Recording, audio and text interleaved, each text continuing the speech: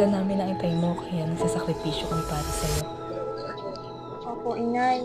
Pamilya muna. Pamilya muna.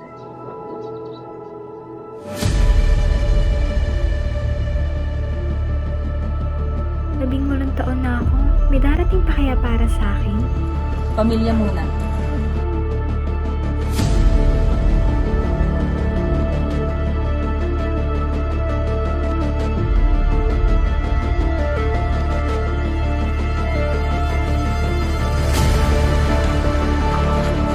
Sandali!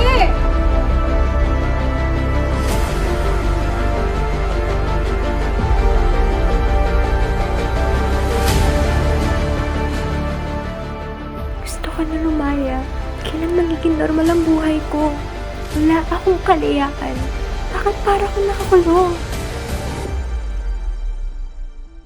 Ang pagsuway sa magulang ay kinasusuklaman ng Panginoon.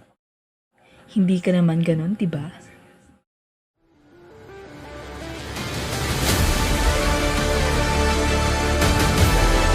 32 taong ka na, anak. Malapit ka na talagang ikasal. Mangyayari ba talaga?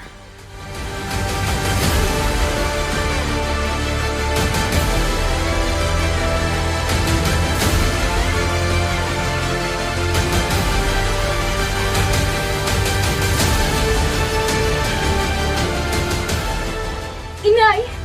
Palayain niyo na ako! Kung talagang mahal niyo ako, bakit ayaw niyo ako maging masaya? Palayain? Para sa lanak? Para mamigay ka o kanino lang? Para masaktan ka? Dahil nasasakal na ako sa inyo!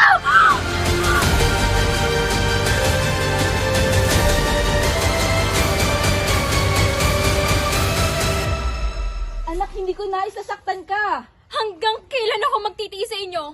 Kailan niyo ko hayaang mamuhay mag-isa? Na magkaroon ng sariling pamilya? Ngayong 42 taon na ako, pilit niyo pa rin akong hinahawakan sa lagat kay Lamusmus pa lamang. Hindi ka ba masaya na tayong dalawa lang?